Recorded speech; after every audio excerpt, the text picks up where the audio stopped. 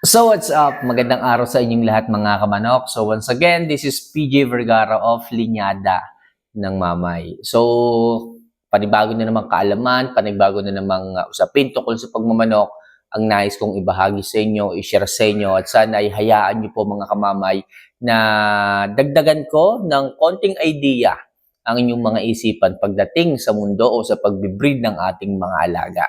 Okay? May nagtatanong na naman kasi Idol, pwede mo ba akong bigyan ng konting background or idea pagdating sa breeding? Para naman na magkaroon ako ng idea kasi baguhan pa lang ako sa pagmamanok. Okay?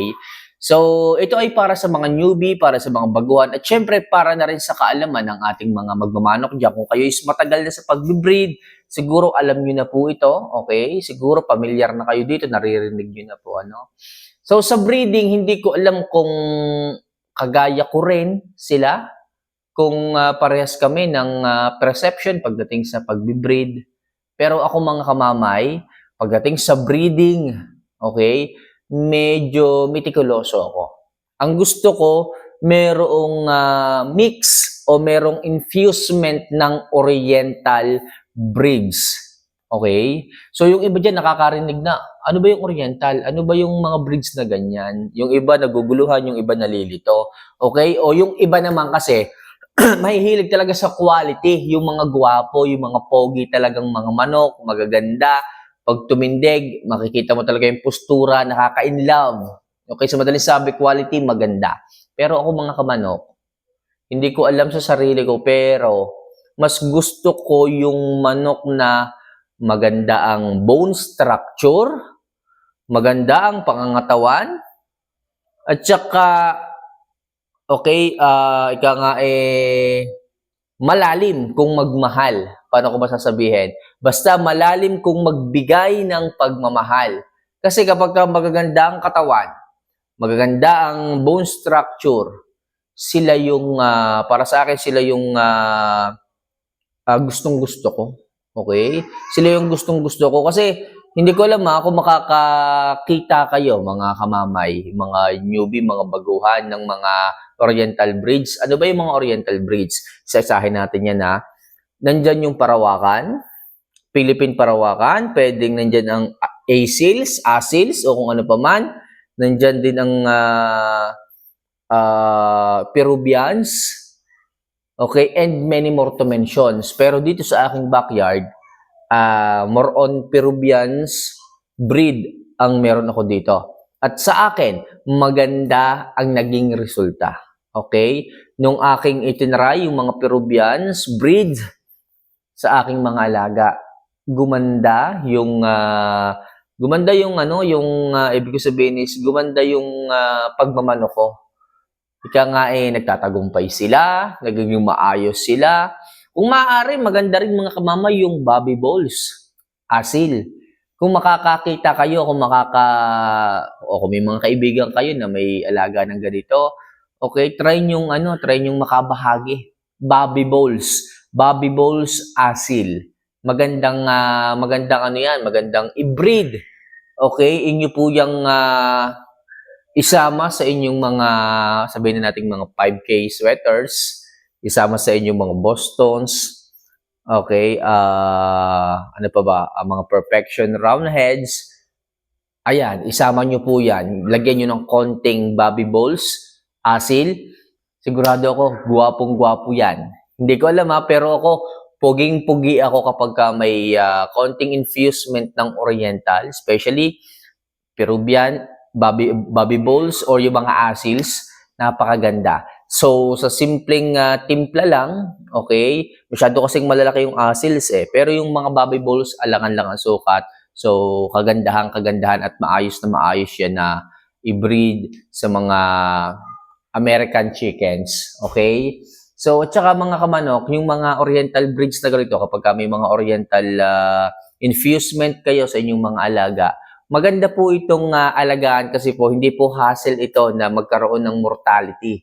Okay? Siya po ay parang immune sa sakit, hindi po agad dinadapuan ng mga sakit. Kaya po talagang napakadali na palakihin, alagaan, kasi nga po hindi po agad ganun nagkakasakit. Okay? So, try nyo po yun mga kamanok. So, makikita nyo yung improvement sa inyong mga breeds. Gaganda po yung bone structure. Tapos, makikita nyo yung kanilang mga activities. Matutuwa talaga kayo. Umuusok ang bawat sandali. Basta ewan ko, basta ako gusto ko yan. Gusto ko lang din i-share sa mga baguhan para magka-idea kayo. Kasi yung iba dito na sabihin ay inbreeding, okay naman yung inbreeding mga kamanok. So yun nga lang medyo lumiliit nga po yung mga sisiw, yung mga aanakin. Pero kung gusto niyo talaga na mas magaganda, inyo pong lagyan ng kaunting infusement ng oriental. Especially Bobby Balls, Peruvians, and many more to mention mga kamanok. Okay? So hindi ito alam ng ilang mga baguhan natin sa pagmamanok. Gusto lang talaga nila is yung magaganda, pogi. Okay? Magaganda, pogi. Tapos, maninipis ang binti. Hindi ko alam kung bakit. Pero ako, mas gusto ko yung malalaki ang binti. Para sa akin, sila yung mga healthy, mga manok. Sila talaga yung magagandang alagaan. Para sa akin lang, para sa akin lang. Siguro iba tayo ng perception pagdating sa ganyan. Pero para sa akin, sila yung mga nagtatagumpay. Sila yung malapit. Okay, sa tagumpay pagdating sa mundo ng pagmamanok. Okay? Ano pa ba? Kayo ba mga kamanok, anong meron kayo sa inyong backyard dyan? Anong oriental breeds? Paki-comment naman mga kamanok para naman sa ganun is malaman ko kung meron ba tayong mga kamanok dito na mahilig din sa mga oriental infusement sa kanilang mga alaga. So, try nyo po mga kamanok. Bakit hindi po subukan kasi wala naman pong mawawala. Although, kung talagang hilig nyo talaga yung magaganda, gwapo talaga ang inyong mga alaga, hindi nyo na po ito kailangan. Kaso, yun nga lang, pagdating sa ating hilig na ganito, alam nyo naman na ang ating kinahiligan ay hindi man sasabihin na kapag ka maganda, siya na talaga yung magtatagumpay. Hindi po yung ganon. Okay, yan po talaga is kailangan matalino, kailangan smart, kailangan may timings, yung ganun ba? Hindi yung kesyo maganda lang, hindi kesyo pogi lang. Kailangan yan ay pinaghalong ganda at saka yung diskarte, tsaka yung timings. Basta sa madaling sabi, kailangan nagtatagumpay. Sa akin, hindi ko kailangan ng magaganda, hindi ko kailangan ng mga quality. Ang kailangan ko is nagtatagumpay. Okay, linyada muna sa akin ang mahalaga, hindi yung itsura. Kahit ang itsura niyan ay native, kahit ang itsura niyan ay hindi ganun kagandahan. Kung siya naman ay madalas magtagumpay, mas mamahalin ko yan. Kaya mga kamanok, mag-try din po kayo na mag-breed ng ganyan. Lagyan nyo ng konting infusement ng oriental. Sigurado ako, goods na goods yan pagdating sa inyong mga alaga. Kaya ngayon pa lang, hanap kayo. Mga asils, Bobby Balls. Bobby Balls, tapos bahagihan nyo ako. Joke lang. Bobby Balls, tsaka yung mga Peruvians, okay na okay po yan. Malalaki po ang breed na yan.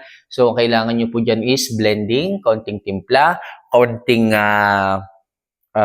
tiyaga lang pagdating sa pagbibreed hanggang sa mapaliit nyo yan, hanggang sa makuha nyo talaga yung ideal na manok na gusto ninyo. So, paano mga kamanok, hanggang dito na lang muna siguro ang ating usapan pagdating sa ganitong usapin, sa pagmamanok.